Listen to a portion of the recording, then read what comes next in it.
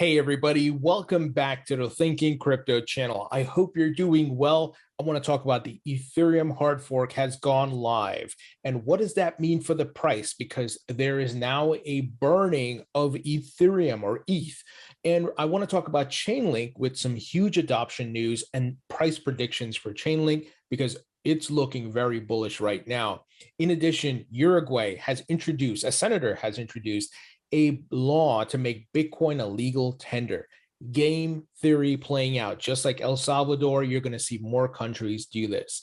And I also want to talk about a huge update around a Bitcoin miner. And we have a politician, a governor, has weighed in on the current crypto climate in the United States with regards to regulations. So we're going to get into it. Before we do, please go ahead and hit the thumbs up button, leave a comment below, and hit the subscribe button if you're new here. It helps support the channel and it doesn't cost you anything. Guys, this video is brought to you by OKCoin Crypto Exchange, where you can buy, sell, and trade your favorite cryptos at low fees. You don't have to pay high fees. In addition, you can stake your crypto and keep 100% of your rewards. There are no fees. So be sure to sign up, link in the description. Also, be sure to sign up for my free weekly newsletter, link in the description as well. So the market, some green across the board, but nothing significant. Bitcoin over $40,000. Ethereum over $2,700, Cardano at $1.38, XRP over 73 cents. So I'm hoping we continue to see the upward trend. Obviously, we had the breakout upwards, but nothing goes up in a straight line, guys. And like we talked about, there is another bull run left in this bull market. I believe we will see new all-time highs by the end of the year. And Ethereum specifically had, of course, a major update, IEP 1559, also known as the London upgrade. And what's going to now happen is the network is going to be burning ETH on a regular basis. So you have some deflationary actions taking here. And two things that I believe will be catalysts for driving the price of Ethereum up. I think it could go to $10,000 and higher, between $10,000 to $15,000 at the peak of the bull run. Here's why. You have the burning of tokens, and you have ETH being locked up for staking for, obviously, proof of stake ETH2 upgrade, right? So you're going to have a supply and demand economics play here. The less supply and high demand, especially with the staking, and you have coins being burned. So very bullish in my opinion. Let me give you some details here. Ethereum's London hard fork has gone live and its effects are already underway. The network upgrade included a specific improvement called EIP 1559, which was designed to simplify how transaction fees are paid. But part of the new mechanism involves burning a portion of the transaction fees, removing them from the circulating supply of coins. And while new Ether is being issued every block, this reduction in supply is helping to counter that, effectively reducing the network's rate of inflation. And here you have this respective tracker, and we see about 3,181.6 ETH have been burned as of this recording. And very bullish here, Colin Talks Crypto tweeted the following out. Did you know that Ethereum's current burn rate, 3.4 ETH per minute, there will be 1,800,000 ETH burned every year? Ethereum's long-awaited EIP 1559 is live. This means a percentage of all transaction fees are burned. The math, 525,600 minutes in 1 year times 3.4 Ethereum. So bullish, guys. If you understand supply and demand economics and the staking aspect of this, and obviously there's a lot of companies building on Ethereum. I've shown you Amazon's website where they recommend Ethereum as a blockchain solution. It's Amazon recommending this. Now, to be fair, they also recommend Hyperledger Fabric, but Ethereum is there. And there's a lot of companies that are and enterprises that are helping to build the ecosystem, such as EY, also known as Ernst & Young, and many other corporates as well. So very bullish, and that is why I hold Ethereum. I'm staking some of my Ethereum via ETH 2.0. So not all of my Ethereum is being staked because I don't want to lock it all up, because I do want to cash some out in the bull run. Like I said, I'm thinking between a $10,000 to $15,000 price point is realistic. Some are saying 20. plus, but I don't know about that. But I would be happy, very happy with a $10,000 Ethereum price. My portfolio will look amazing at that point. Now, Chainlink, you guys who have been subscribers to this channel know, and I've talked about it ad nauseum. I swung trade Chainlink last year and made some significant money. Bought it at like $2, $3, sold it at about 18 bucks or so. Made some really nice profits, and I'm still holding some long term. I'm expecting a $100 Chainlink price. And I know there's a lot of Chainlink haters, but it's actually getting adoption, which is what matters. Telecoms giant Swisscom launches Chainlink node for DeFi data. Would you look at that? Swisscom joins Deutsche Telekom in providing data to the Oracle service. This is real world adoption, my friends. Oracle provider Chainlink said Swisscom is the second telecom company to enter DeFi. Deutsche Telekom, Germany's largest phone company, is already one of the main data providers to Chainlink. Chainlink co-founder Sergey Nazarov told CoinDesk, Swisscom has very high security standards, which is important for being a high-quality node operator. But what is even more important is that you now have a trend of multiple enterprises beginning to see the value in running nodes. I like that, guys. Headquartered in Ithacan, if I'm saying that right, near Bern, Swisscom is 51% owned by the Swiss government and has 19,000 employees. This is real world adoption, my friends, and we're seeing Chainlink is getting adoption on multiple fronts. And check this out, Chainlink unveils crypto keepers and anti-fraud blockchain bridges. Keepers can do things like execute limit orders, liquidate under collateralized loans, or just remind a blockchain what time it is. A lot of infrastructure, utility, and use cases here, guys. This is awesome.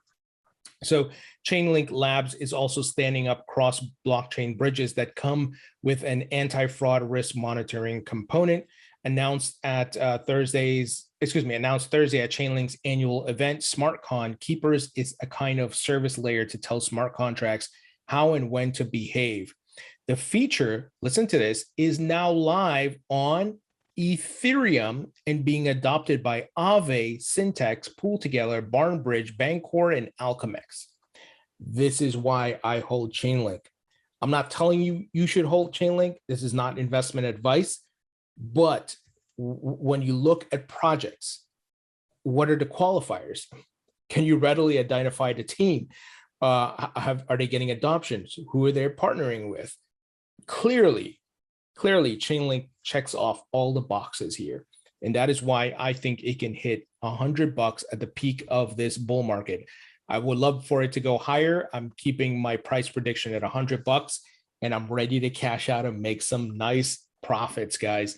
Very bullish. And if you just follow Chainlink, their official Twitter profile on Twitter, obviously, you will see all the news they post about the adoption they're getting. Huge. And even Celsius Network, they are now using high throughput Chainlink price feeds to determine the borrowing rates for its 16 billion plus TVL. This marks an industry milestone as a CeFi platform is issuing loans based on a fully decentralized and transparent pricing mechanism. Do I need to show you guys more? And this is why I diversify. Bitcoin, Ethereum, are not going to be the only winners. There's going to be some others, especially when you have Ethereum leveraging Chainlink, right? Very bullish, guys. Now, check this out. This is bullish as well. Uruguay Senator Juan Sartori has introduced a bill to make Bitcoin and crypto legal tender. The bill, which was presented on Tuesday by Senator Juan, seeks to provide legal, financial, and fiscal security in the business derived from the production and commercialization of cryptocurrencies.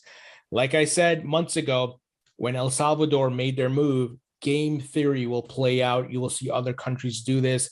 Likewise, when you have the big banks, one of them making a move into crypto, game theory, the other banks started jumping in. It's playing out just as we discussed, guys. And I've been very bullish on Bitcoin mining in the US and in North America. And we're seeing almost every week, just massive investment and expansions. So public miner Hut 8 now holds over 4,000 Bitcoin worth $150 million. Hut 8 Mining, one of North America's largest Bitcoin mining operations, revealed Wednesday it produced 300 Bitcoin, or an average of 9.7 Bitcoin per day this July. All told, the figures were up 50% from the previous months. An increase, Hut 8 said, was the results of the ongoing prohibition on cryptocurrency mining in China. So like I've talked about on multiple fronts, you have the cleanup of Bitcoin mining taking place, the movement of miners across the world, the decentralization of mining, because over 51% of the hash rate was controlled by mining pools in China, which is not good, right? In addition, many of them are moving to clean energy, renewable energy. And why? Like I said, guys, the politicians are here, the big banks are here, right? The governments are here, countries are adopting Bitcoin. So they're going to clean it up and get it ready for mass adoption. I hope you see what's happening here. And regardless if you love or hate Bitcoin, it doesn't matter what your feelings or emotions are. What matters is the adoption and the reality of the situation. And Bitcoin's here to stay. It will continue to grow. And we're going to see new all-time highs, I think $100,000 plus for Bitcoin. And guess what? The altcoins will follow, because that's how the market is currently situated.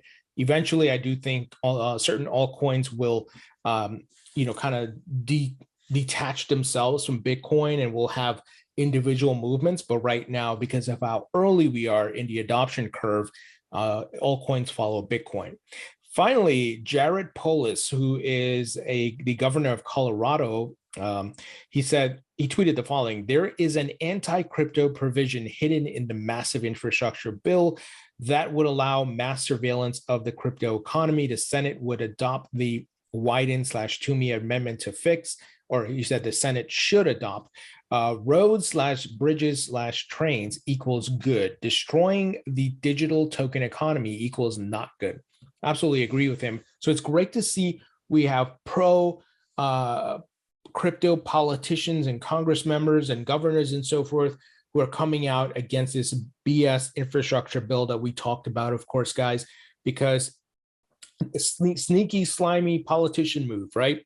You got this infrastructure bill, has nothing to do with crypto, and they tried to sneak in there that bill, overreach, over taxation on crypto and all kinds of nonsense. But great that we have, once again, more people in Congress that are coming out and saying, hey, stop the bullshit, right? Let's get this fixed. And we saw Senator Pat Toomey. He came out and he was like, hey, this is not going to work. I'm going to send in an amendment, right? So guys, what do you think? Are you in agreement with me? This ETH burn rate plus the lockup of Ether supply for staking is going to drive the price up. Could it go to 10,000 plus? I think so. I think Chainlink, with the massive adoption I just shared here, and by the way, Chainlink staking, I believe it's in the works and that should be coming maybe sometimes this year. But I think Chainlink can go to $100. I'm excited for the future of this market. We're seeing adoption. We're seeing progress. You got to have a macro level view. If you're complaining about, but the price is not moving, man, then this market may not be for you, or you need to do some more research and understand the cycles. It doesn't move according to your emotions or what you want.